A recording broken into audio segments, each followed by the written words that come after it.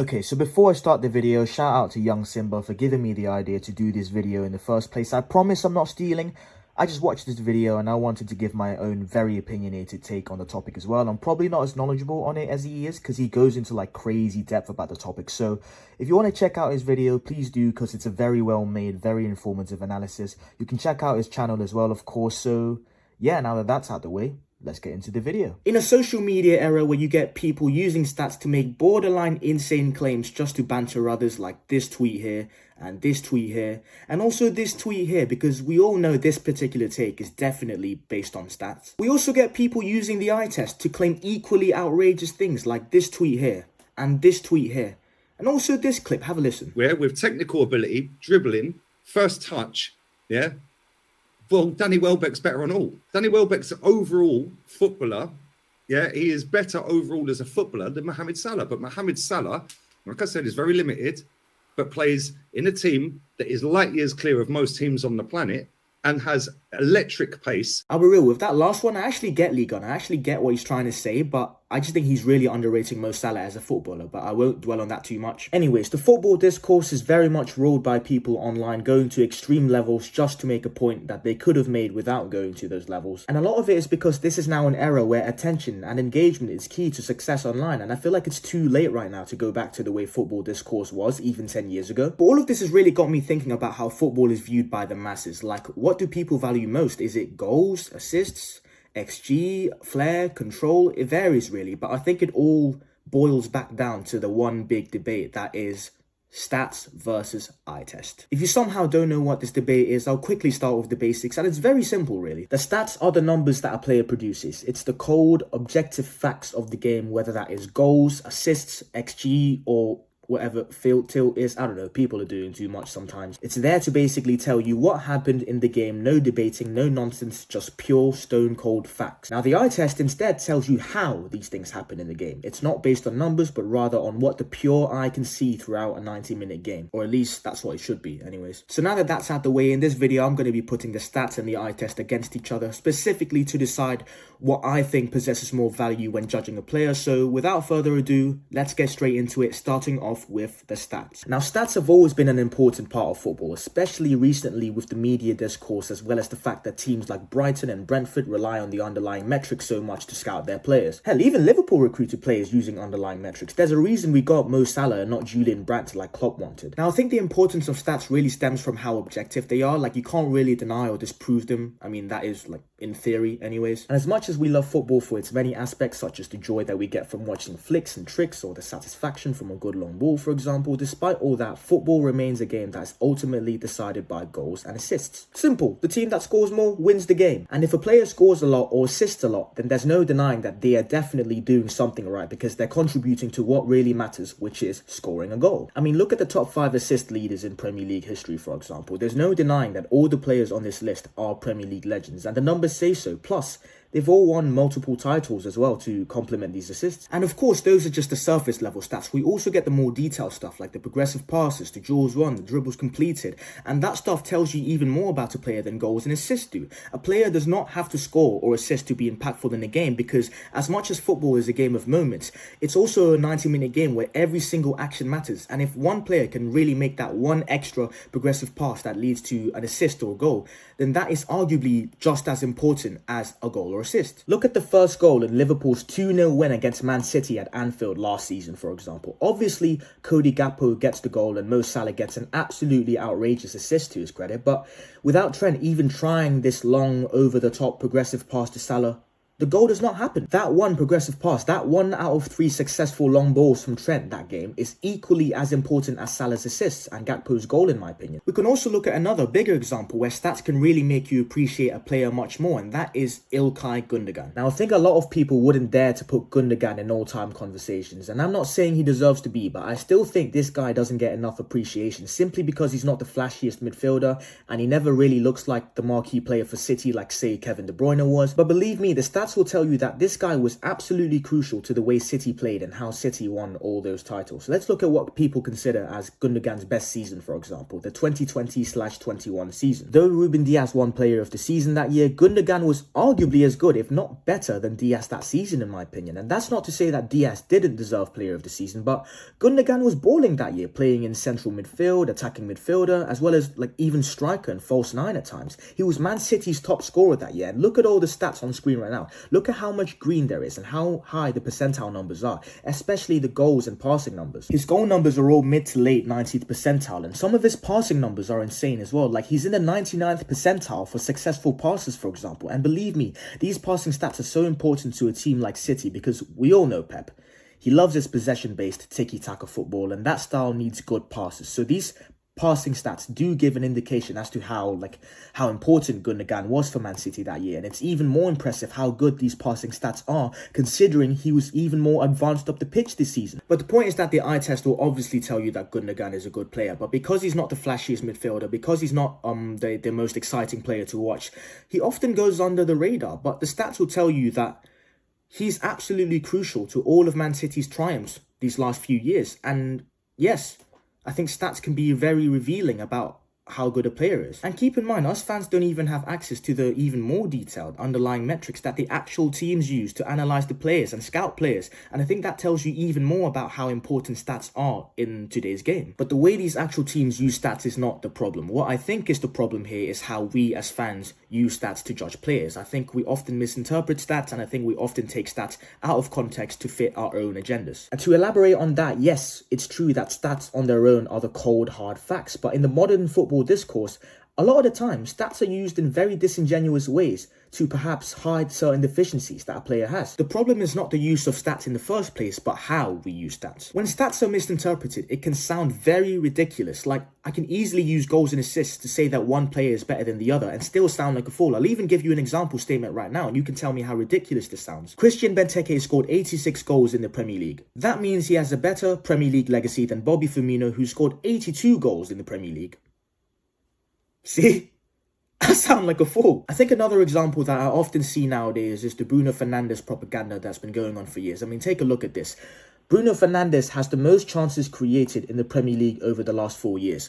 But are you really going to tell me that over those last 4 years, he's been better than Kevin De Bruyne? And I'm not even saying that Bruno's a bad player. I actually think he's good. But you are never telling me and the majority of other football fans that over the last 4 years, he was better than Kevin De Bruyne. Never, ever. And I can also pull up Bruno's possession loss stats and make him look really bad, but I won't because I actually think he's good. Even Brennan Johnson, who scores so many goals for Tottenham, by the way, if you watch him and even look at his more detailed stats, it will tell you that he really isn't as good as his goal tally suggests. In fact, there are many Tottenham fans who would tell you that he's awful. They think he's a net negative to the team. But back to the main point though, I get it. Stats are definitive. They are decisive in the sense that they essentially tell you what happened in the game that led to a particular team losing or winning, but in a world where people don't really want to be overwhelmed by stats and numbers, in a world where engagement is key, people often use stats to farm agendas and spark discussions. They use stats very disingenuously, and it's just the wrong way to use them because you should really look at all the stats to be able to judge a player instead of just looking at particular stats because it hides a lot of the stuff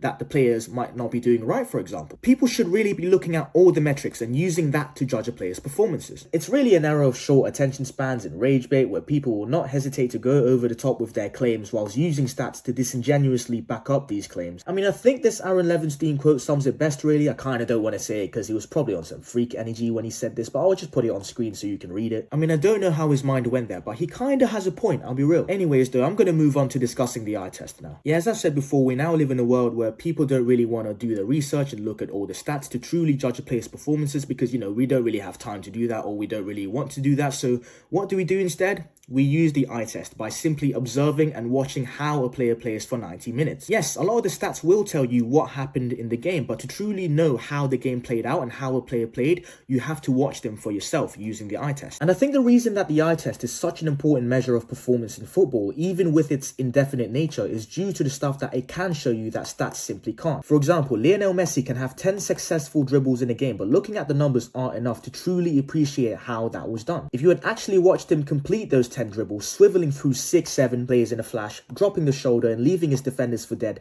then I do think you will appreciate him as a player much more than simply looking at the number of dribbles he completed on SofaScore. There's a certain beauty in watching a player do their magic that is simply hidden by stats, and I think that's why the eye test is used so regularly to judge players. We can even look at another example with a player that epitomizes the eye test over stats debate, a player that you actually have to watch to truly appreciate how good he is, and that is Sergio Busquets. I mean, Vicente del Bosque said it best, and we all know this quote at this point. He said, "You watch the game, you don't see Busquets, but if you watch Busquets, you'll see the whole game." And this is a manager who won the World Cup in 2010 with Spain, as well as some Euro tournaments, by playing Busquets as one of his pivots alongside Xabi Alonso, by the way, so he's definitely right with what he's saying. When you look at Busquets' stats, you'll see a midfielder who doesn't have that many goals or assists. I mean, granted, he didn't really need to do that because he could let all the attackers further up the pitch handle all that. But even if you look at his other stats, his pass accuracy and passes into the opposition half stats, etc., those stats are insane, but you would have never gotten a sense of how important this guy was unless you actually watched him. The guy is one of the most intelligent and positionally adept players of all time, but stats will never be able to quantify those things. He's arguably the most press-resistant player of all time. Like, don't even bother to try and get the ball off him, but stats won't tell you that. He doesn't have to tackle much because he positions himself so well to intercept passes, but stats also won't tell you that. And he's also so good at dictating play and controlling tempo, and you can only know that by watching him play. The guy can turn defense into attack in an instant with one turn and pass, but that will only come up as numbers on a sheet if you just look at the stats. And I think Busquets' intelligence, his ball playing ability, is unquantifiable, and you will only come to appreciate that if you had watched him using the eye test. And this goes for more flashy players like Neymar as well, where the stats will obviously tell you he's an amazing player, but the reason younger kids idolize Neymar so much is not because he scored many goals and provided many assists, which he did by the way, but because of the way he played football. The joy you got from watching him. Neymar is my personal favourite player of all time, not because of the goals and assists, but because of the beautiful way that he played football. I thought he was the complete attacker.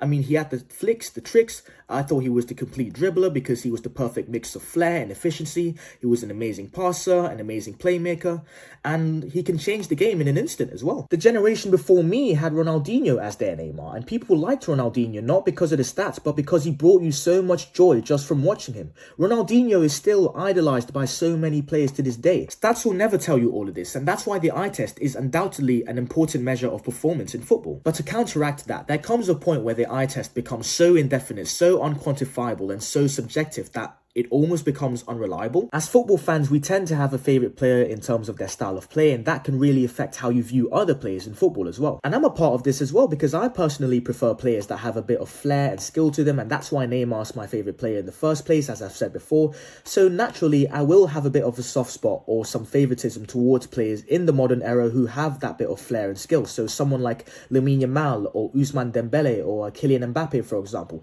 These are some of my favourite players in football right now because I prefer skillful players. But at what point does subjectivity go too far? Because you can't just say one player is better than the other just because you prefer how they look when you watch them play football. Take Jeremy Doku, for example. This is a player who has always had a lot of flair and quick feet and skill to him, a player that is very good and exciting to the eye, and a player that I personally really like right now. But if I was to claim that Jeremy Doku is better than Bukayo Saka because he's better to watch on the eye, then I'm just talking nonsense at that point. I'm just farming engagement for no reason. Just because a certain player has better technique or better skill than the other player doesn't mean they're automatically better, because football, at the end of the day, is a game based on goals and assists and efficiency. If a player is not pleasing to watch on the eye but is consistently effective and regularly scoring and assisting, then that player is at least a good player, surely. Look, I'm not saying you shouldn't appreciate arguably more beautiful, smaller aspects of football, but this is not street football where it's just about having fun. This is the highest level of the game where goals and assists are what make you great. And that's why I give someone like Cristiano Ronaldo so much credit, because he's adapted his game